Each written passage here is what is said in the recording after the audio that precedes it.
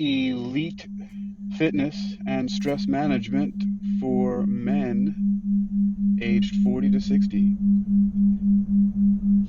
Elite fitness and stress management for men aged 40 to 60. I'm Hakeem Ali Bokus Alexander, founder of Hypno Athletics, exercising your mind towards universal harmony and spiritual wisdom through healthy living and self-defense. And welcome. Hello, Michelle. I know that I have a very specific title here. However, I would like to say that I created this specifically for when I share this elsewhere. I have a demographic that I'm attracting, so that's what this is. However, as many people know, there are a lot of very general things that work in fitness, and so there's something for everyone, although I don't directly work with everyone. So this is Elite Fitness and Stress Management for men aged 40 to 60. Interestingly enough, one of the clients that I worked with who had an amazing transformation was a woman in her 60s, and her issue was of mobility, and she was having difficulty not only physically with her mobility, but the frustration of not being able to do certain things because of the mobility issues. As a matter of fact, she was a next door neighbor to my sister. And, when I was onboarding her and interviewing her before we trained, she was telling me just about how frustrating it was that she couldn't even sit on her front steps of her house, or like the front, I think it was like a front step. I forget what you call that thing right now. It'll come to me, but it's, and she was having difficulty just sitting. She just wanted to enjoy time, just going out into the front of her house and just sitting on a little ledge there at the front of her home, but she couldn't, and it was frustrating because she had to get down to it and then get up from there. So in working with her, I actually designed a way, while working with her through our sessions, on how she could gradually make her way to sitting down and getting up on her own. And it's actually quite a simple process. And it's a simple process that actually might be intuitive for some people. And when you hear this and hear how simple it is, you'll understand. And it works in a lot of different things. So this is what I'll call it for right now. I'll call it systematic desensitization. And the reason why I'm going to use that term is because the thing that came to mind as I was saying that it applies to different things was when I was a student at the Hypnosis Motivation Institute in Tarzana, California. One of the hypnotic modalities that I learned, that I was able to apply to with a lot of different clients with great success, was this concept of systematic desensitization. And it's just what it sounds like. It's a systematic desensitizing, meaning you take steps to reduce the sensitivity to something. And I've used it successfully to extinguish phobias, but it's also applicable to extinguishing or systematically desensitizing the pain that comes with mobility issues. And the way that this is done is just simply through graduation, gradients, little steps, which is not something that was new to me, because I'd been frustrated with some of the things that I'd seen before, specifically being a fitness instructor, a group fitness instructor, and a personal trainer for many years as well. And so it simply entailed showing my client how to sit down into a spot that she couldn't get into and stand up from there, but doing it gradually in steps. And I can't, and it's, I think that it's a little bit more difficult to attempt to verbally explain it right now. I don't want to take that kind of time in the session. But if I could sum it up, it would simply be, well, here's one good example of this. Many of you may have heard of what people call girl push-ups, right? And which is one of the first things when I started developing this type of system that seemed really silly to me and was frustrating for me, because I didn't think, and actually if you look at the physiology of it, it's actually not the same. I mean, it's similar, but it doesn't, from what I know and from practicing, it doesn't create the same benefits and strength gains as quickly or in the same way as the way that I developed to do it. So you know what a push-up is. Maybe if you do or don't, I'm just going to explain it, right? So a push-up is basically your body is parallel to the floor, and you put your hands, line them up, your hands on the floor, in line with your shoulders, with your elbows bent, close to your body, perfectly pointing back towards you and up towards the sky. And from there, you push yourself away from the floor. You push yourself up, right? Away from the floor. Why we call it a push-up, right? Or some people jokingly say Chuck Norris doesn't do push-ups, he does earth downs, right? So I love all those Chuck Norris jokes, because I am a Chuck Norris fan from way back in the 80s, watching movies like The Octagon and stuff like that in his movies, and seeing him fighting Bruce Lee. But so you push yourself up. Now the girl push-up version of that I've heard people say is put your knees on the ground, put your knees down, and then you do your push-ups. And I think that's so silly. I know, please bear with me for making fun of it a little bit, but I just thought it was so silly, the whole girl push-ups thing, right? Put your knees on the floor and then you do your push-ups with your knees on the floor. I thought that was just so dumb to me, right? It just looks silly to me. It's like, what the hell are you doing like that?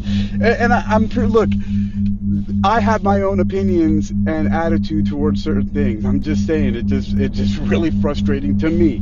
To a lot of people it might work and they may think that that's good, but I just looked at it and thought, I was like, that is so dumb. To put your knees down to do a push-up. So the fix, my solution to this was simple. There's two ways to do this, right? The first way that I found was, yes, if you're doing this in the first place, right, you start to squat down or lunge down, you put your hands on the floor, and you get into the upper part of the push-up where you're already pushed away from the floor, arms straight. Now, for a lot of people, barring serious physical injuries, and that's not who I'm talking to right now, right? But for most people, you can do that. You can get into the position where you can be with your arms straight and your body straight above the floor. The problem is releasing down towards the floor without falling on your face, right? And if you even can get down that far, it's the pushing back up part, right? A lot of people have a problem doing just one push-up. So the solution that I have,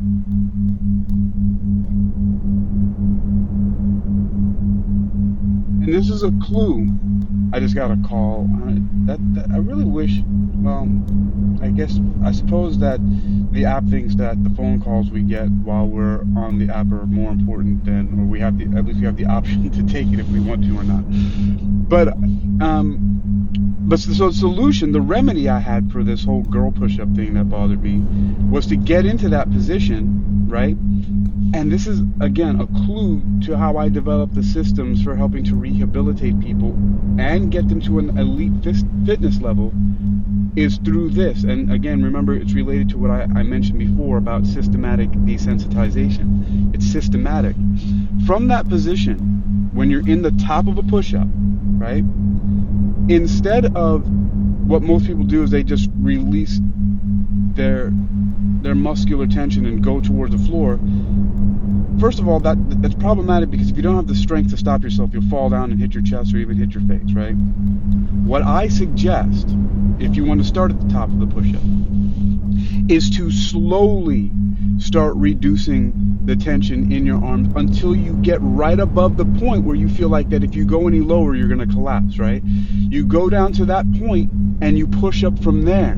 So even if there's only a micro bend in your elbow and you push up from there, you are still doing a push up. You reduce yourself just a little bit. I mean, it doesn't matter if you only bend your elbows a centimeter. As long as there's some bend that you can get a little bit and you push up from there, you can do 3 or 5 of those and you've done a push up. Then, so you don't fall on your face, then you release your knees down like landing gear so you don't have to continue to stay on your arms, right? But that is a better way to start building the strength to develop the push-ups. You actually get stronger that way by starting with your arms straight and your body straight, right? Your legs straight, as you would normally end up in the top of the push-up. Okay, that's number 1. But see, what happens is when you do that, it doesn't matter if you start with only one of those little micro bends and then you're done. You know, you can rest a little bit and then go for another set, right? So we have repetitions that you can do. A repetition is a group of the movements. So if you do 1, 2, 3, 4, 5, right? And then you stop, that's your first set. You can rest and do it again, then that would be your second set. It doesn't matter. The sets don't have to be equal. If you do 5 in your first set, 3 in the second set, and 1 in the third set, that's fine. But you can do another set if you want to. All right.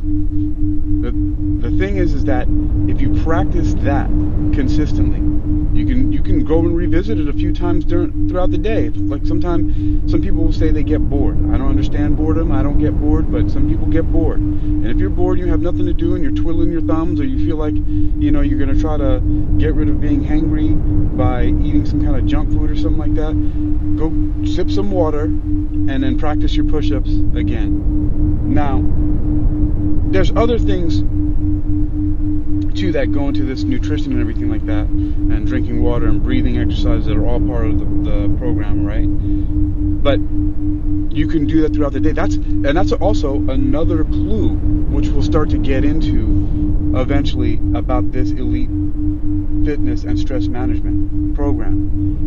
It encompasses a lot of things that I do throughout the day that keep me at a high level of fitness, to the point where I actually haven't been to the gym since I think the beginning of December. And I'm 47 years old. I'm still doing backflips and spinning through the air.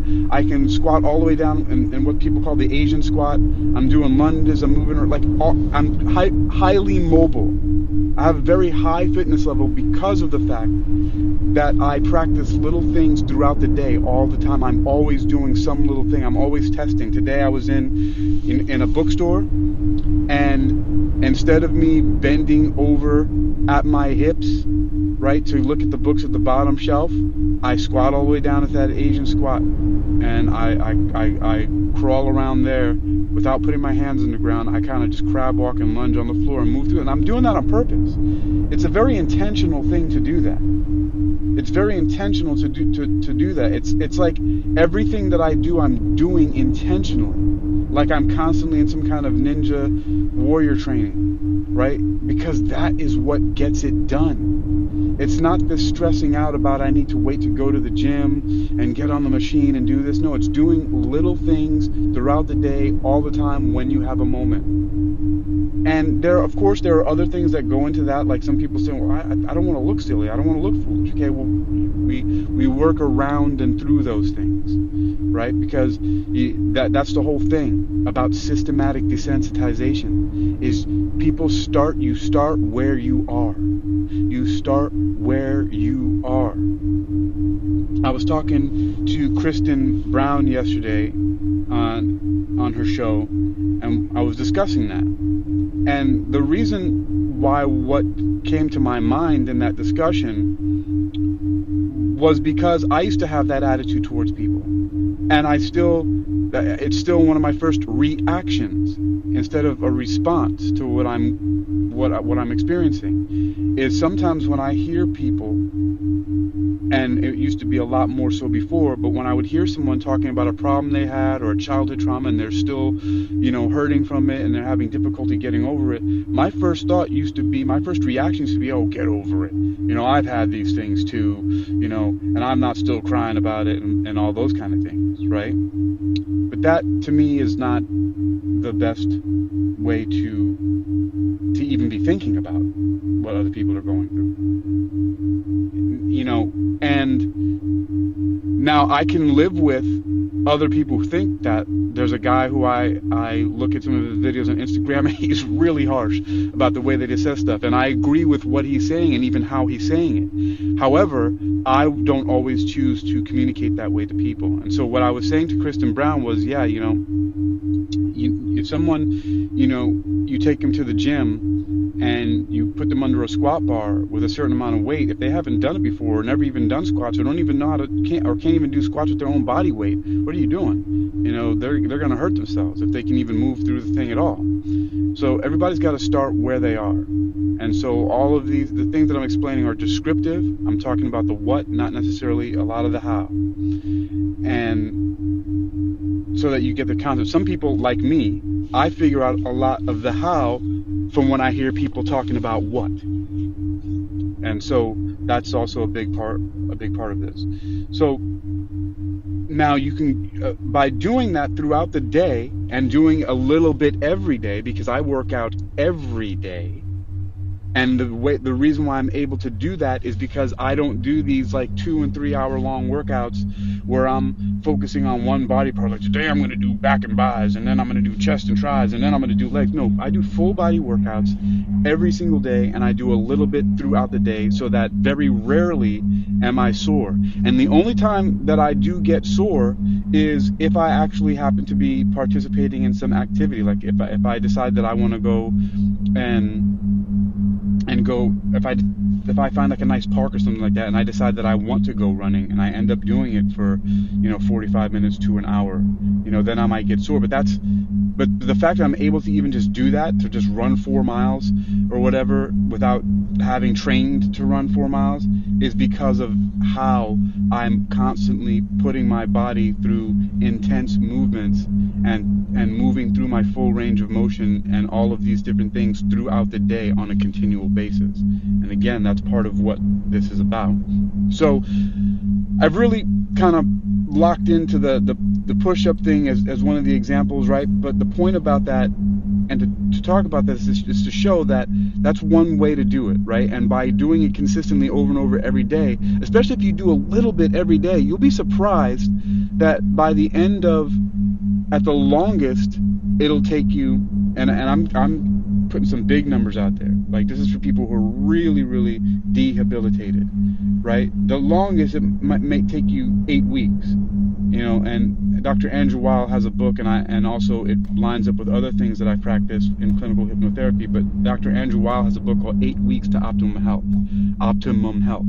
And then in the Hypnosis Motivation Institute, when we were doing a hypoglycemic diet to help people get over, interestingly enough, hypoglycemia and other blood sugar and dietary problems can sometimes be the cause of the symptoms that people think are phobias, like even arachnophobias, for example. And forgive me by saying that I triggered something in if you happen to be afraid of those types of creatures.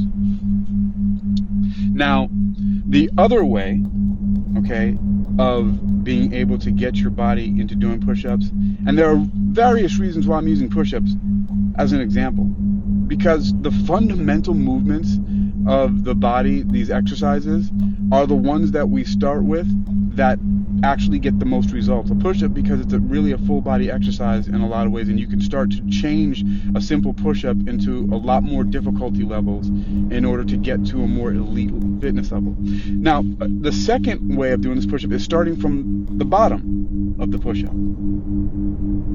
And that's starting all the way flat, parallel to the floor, facing down, with your hands, right around your shoulder level. I just get it. That's so crazy how those text messages still come through.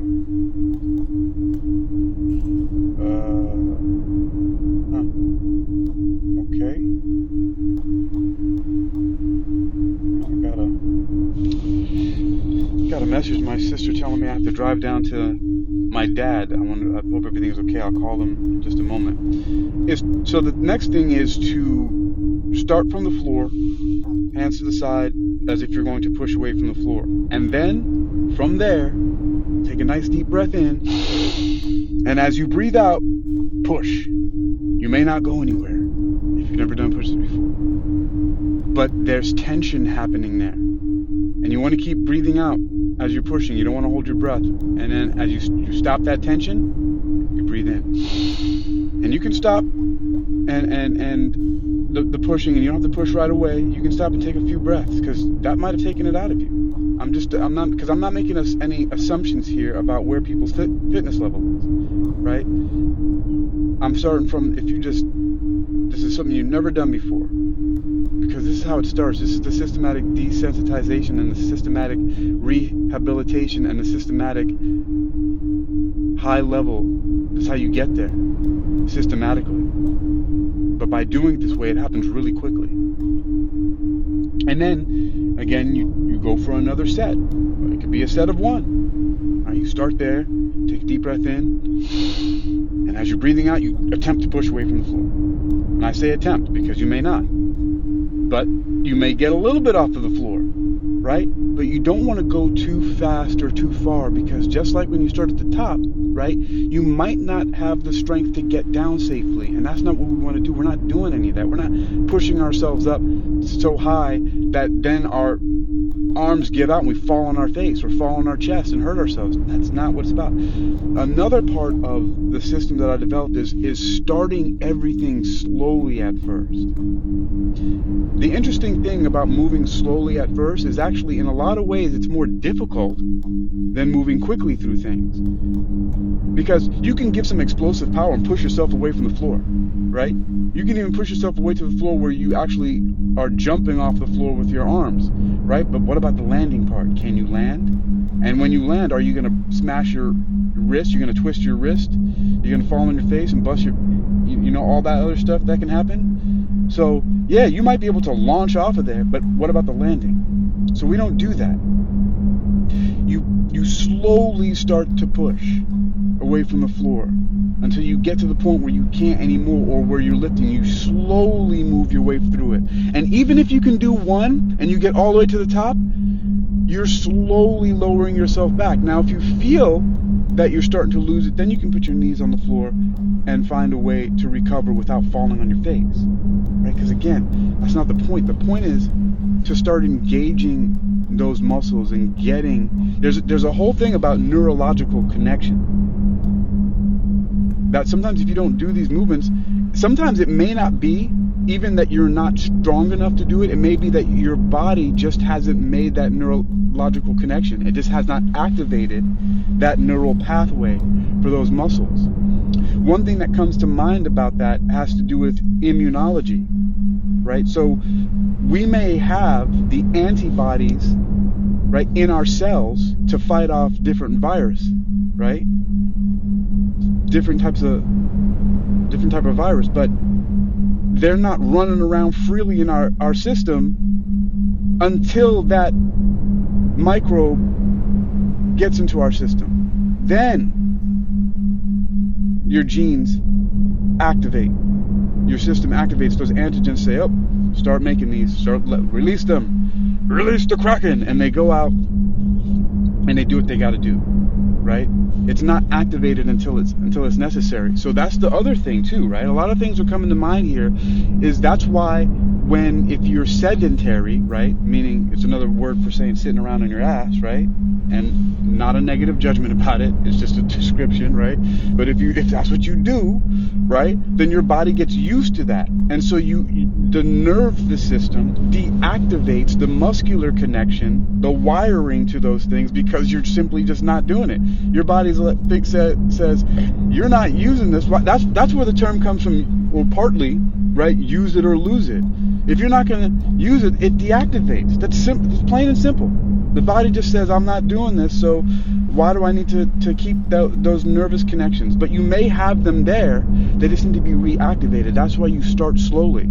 Another reason to begin slowly, if you're not physically active, right, is because, once again, just because you can do something doesn't mean that you should. Just because you can push yourself away from the floor really fast doesn't mean you should. Not only because, like I said before, you could jump off the floor and then you can't land and you end up, twisting a wrist. Did I say ankle before? You end up twisting your wrist, or, falling on your face, or falling on your chest and all this other stuff like that, right? Another reason is that you might have the muscular strength to push, but your joints aren't stable yet, and so you might end up tearing something, your shoulder, or you can hurt your wrist, your elbow, all kind of stuff can happen, right? That's why everything that I do, especially working with new clients, is starting everything moving slowly. You move slowly through everything until you know that you can do it with confidence more quickly, and not everything needs to be done fast. I mean, I know that because I do a lot of fast movements. I kickbox. I go on the heavy bag, or like I haven't been to the gym lately, so there's no heavy bag. So I do capoeira movements, which is doing rhythmic martial arts. So I do kicks and cartwheels and all these kind of lunging and sweeping movements and stuff like that. And so I understand moving quickly, right? But not everything has to be done like that. Sometimes I actually move really slowly, even through my daily movements. So there are several reasons why to start slowly. And this also goes for, even if you could have been a high-level athlete. If you haven't done anything for a while, it's best to move slowly, because you do not know what types of things in your body have changed the wiring because of the lifestyle that you've been living. If it's been 8 weeks or more that you haven't done something, it's likely that your body ain't ready to just jump back into something right away, and you need to move slowly getting back into it. Okay? So I just used the example of push-ups, and I can give more details about this stuff, but that's really the essence of getting to that elite fitness level. Now, the stress management part, I started talking about a little bit, but one of the things that I've been mastering all my life is the art and science of breath work, just breathing exercises. And it's it starts as simple as just being aware that you are a person that needs to breathe, and doing it with a little bit more intention. Another anecdote, one of my clients named Denny, I was training her in California, and one of the things that she said to me, she would come over to my apartment, and that's where we train. I had this big open space in the living room. I didn't have any furniture. I had a roommate, Kevin, and but we were living the bachelor lifestyle, so we didn't care. We slept on the floor, and we didn't have any couch or anything like that. We just had like a screen in the corner with the entertainment center, and we would sit on the floor or on bean bags, and that's how we lived. So I had this whole big open area, and I remember even my client Denny, she goes, you really need to redecorate. And I was like, what do you mean, like a woman's touch? She's like, it's more than that, because it was just bare. But I remember one of the things that she said, she mentioned, she says, you know what, the amount of breathing cues that you give me has been really life-changing and really eye-opening, because it helped me to realize that not only do I not breathe properly, but I'm barely breathing at all. I hold my breath a lot, and they're usually very shallow, and so on and so forth. So that's why I say that there's got to be a lot of intentional breathing. Sometimes, interestingly enough, but not mysteriously, by beginning to be more intentional with your breathing and doing it more often, which is, I do it first thing in the morning. I wake up and I do my breathing exercises before I start. One of the very first things I do is your body actually, it can be something that's very, very subtle, and it can be very extreme. You actually gain more strength and flexibility by simply starting to be more intentional about your breathing. And I say subtle, it can be subtle or intense. It just depends on who you are and how your body works. I mean, because it can have to do with all kinds of things like your blood circulation and your blood pressure and your nutrition and so on and so forth, and other conditions that you may or may not have. So, but simply being more intentional about your breathing is something that helps. And of course, one of the most important things ever is how much, what they say, R&R you're getting, right? We all know that, but we're not all practicing it. You know, rest and relaxation. Sometimes you just need to stop, close your eyes, and not do anything. And that includes sleeping. A lot of times I sit back and I listen to binaural beats, usually only the ones that I created, just because, I don't know, I like stuff that I make. But that's it. So, I am open, like I said. I know that I have the title here simply because of some of the things I'm doing is elite fitness and stress management for men age 40 to 60. I am 47 years old, but a lot of people question that when they see how I move, because I've realized that it's a very highly coveted state of fitness and well-being that I have. The way that people mention it, I mean, it's been so pervasive in my life how people mention when they see me moving, that they say things all the time like, I wish I could move like that, or how do you do that, or wow, that's amazing, or so on and so forth. And you know, even people who are actually half my age or more than 20 years younger than me are not able to move the way that I do today on a daily basis. And I don't have injuries, I don't have pulled muscles, I don't have joint issues, I'm not dealing with any of that stuff. And it amazes people, and I've realized that over time, as I've been able to systematize it, I've also found ways to be able to simply teach it and share it and explain it to people. And really, I talked a lot about it right now. It really is just a system of starting slowly, moving gradually, but being consistent, right? Slow, gradual, consistent. That's it. It's slow, gradual, consistent. I don't know if that's necessarily going to be the order that I'll keep it in, but that's it. You start slow, you move gradually, and remain consistent, doing it every day. A little bit every day goes a long way. It's actually, in my opinion, but it's my professional and expert opinion as a practitioner, a daily practitioner,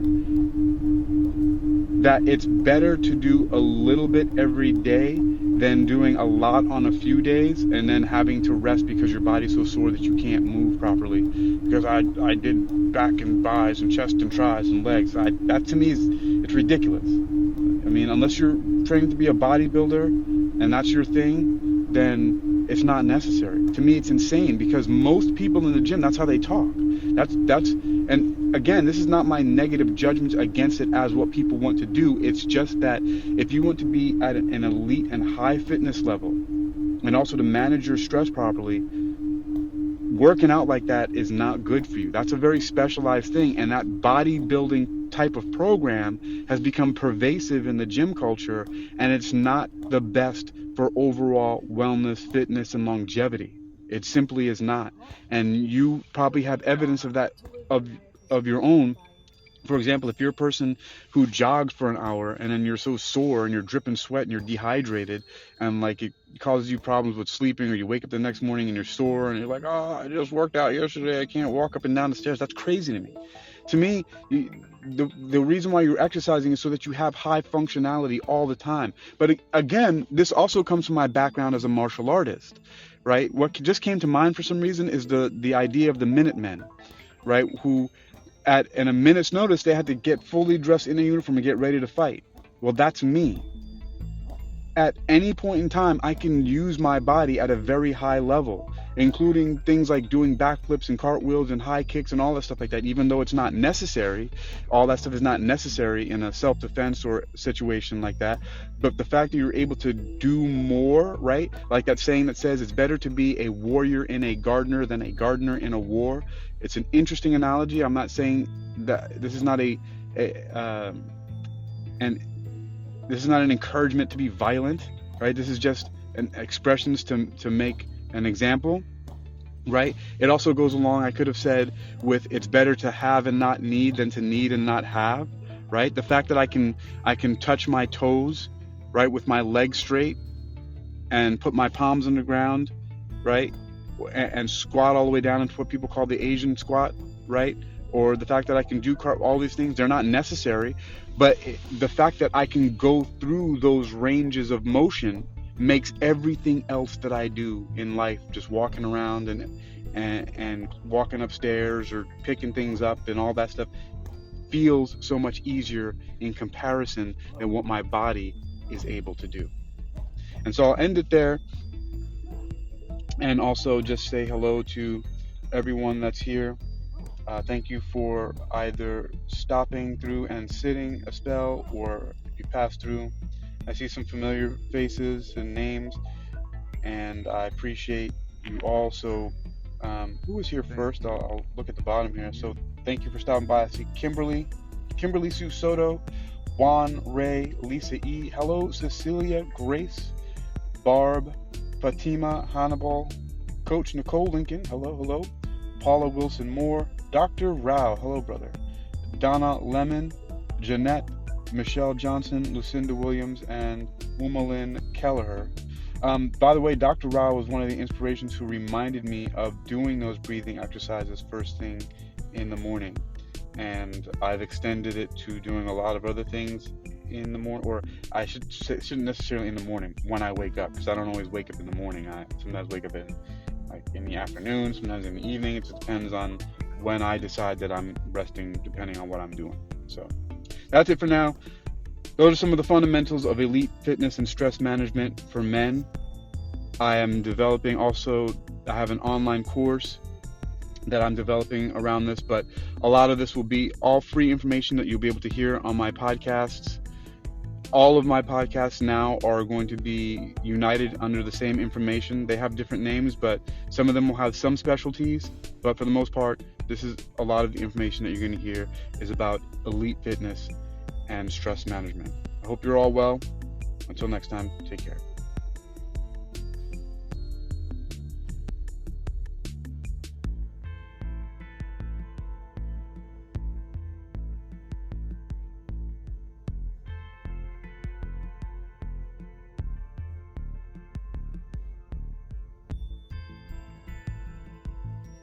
Times 4.